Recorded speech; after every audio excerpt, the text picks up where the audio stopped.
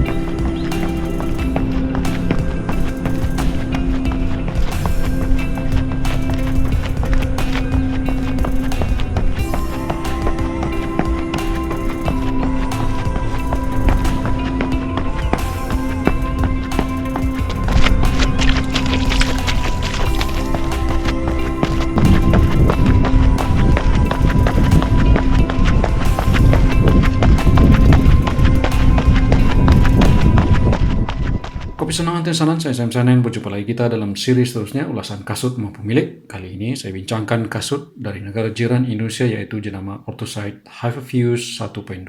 Sebelum itu, saya ingin maklumkan bahwa kasut ini saya beli sendiri dan konten ini adalah perkongsian saya berkenaan dengan larian menggunakan kasut ini yang boleh dikatakan murah tetapi dengan kualiti yang sepadan dengan kasut yang lebih mahal. Seperti biasa, saya senaraikan larian sehingga 100 km ataupun lebih menggunakan kasut ini untuk memberikan situasi pemakaian kasut ini. Saya biasanya akan pakai kasut sehingga 100 km sebelum membuat ulasan penuh. Baik, berdasarkan larian yang saya lakukan, saya gunakan kasut ini dalam beberapa jenis larian seperti easy run, tempo run, dan long run, di mana kebanyakan larian saya adalah di jalan raya aspal, bukit. Jadi semua bahagian di tapak akan digunakan sama ada di midfoot pada masa jalan raya rata, forefoot pada masa jalan menaik, ataupun tumit pada jalan menurun.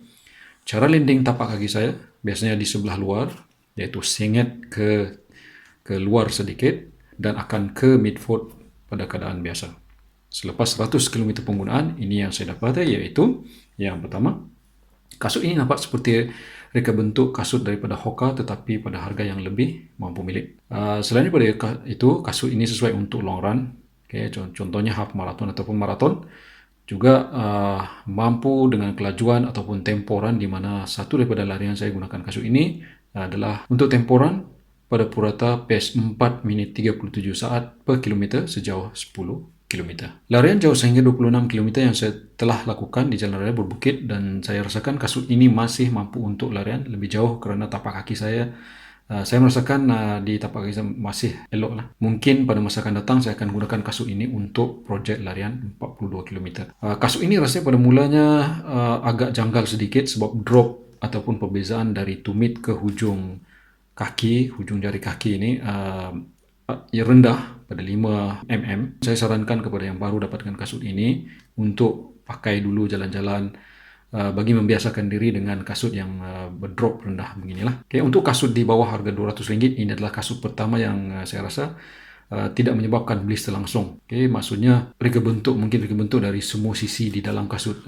termasuk lapisan di dalam dan insole kasut ini sangat bersesuaian dengan kaki sekurang-kurangnya bagi saya lah. Kasut ini akan menjadi satu daripada kasut dalam rotation sama ada untuk long run, recovery run ataupun easy run. Baik, kita lihat spesifikasi asas kasut ini seperti yang ditunjukkan dalam jadual, boleh lihat. Kita lihat lebih mendalam kasut ini. Saya mulakan dari bahagian atas kasut. Okay, ini adalah bahagian atas kasut. Yang pertamanya, bahagian di atas kasut adalah jenis engineered mesh. Okay. Dan juga bahagian di dalam kasut yang lembut dan agak selesa di bahagian dalam. Okay, kemudian tali kasut dia simple saja, kecil, nipis, juga agak panjang. Ada juga lubang tambahan untuk ikatan pelari.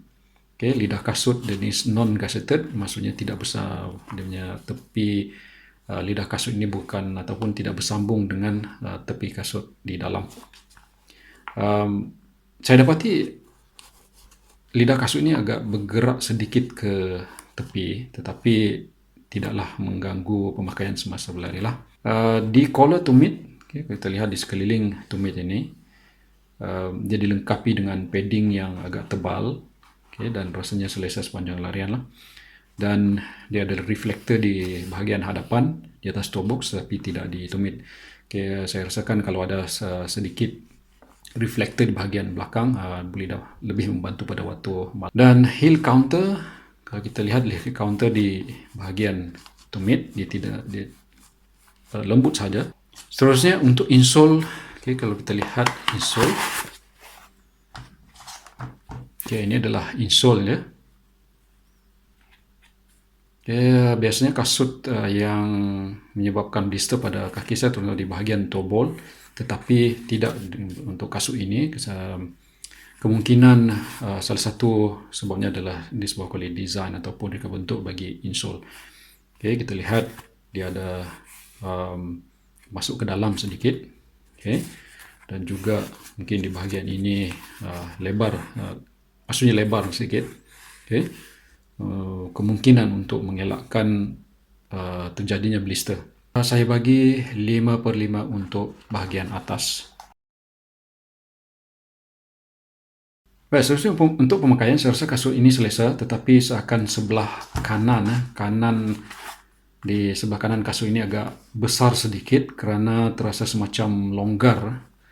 Okay, longgar di bahagian kanan dan saya terpaksa ikat dia dengan lebih ketat. Okay, berbanding dengan yang di sebelah kiri. Dan top box yang cukup, okay, maksudnya mungkin dia lebar sedikit, membolehkan jari kaki saya bergerak dan rasanya kasut ini lebar dan sesuai untuk yang mempunyai jari kaki yang lebar lah.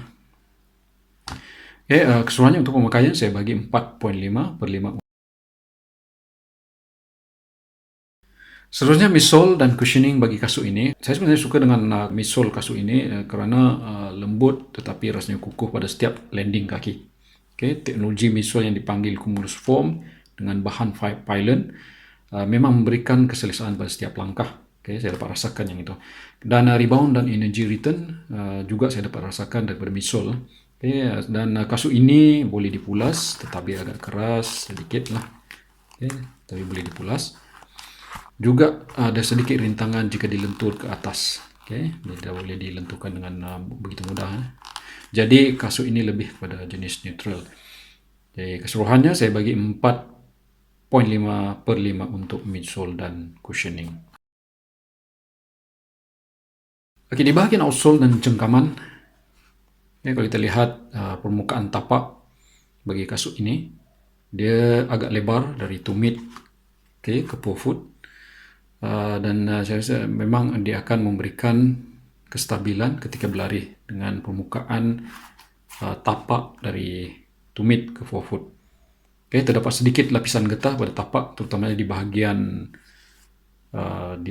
hadapan dan juga di tumit. Getah pada tapak ini saya kira sangat mencengkam dan tidak ada masalah di atas permukaan jalan. Cuma masalahnya foam yang terdedah akan cepat haus dan mungkin akan rosak dahulu berbanding dengan bahagian yang ada lapisan getah.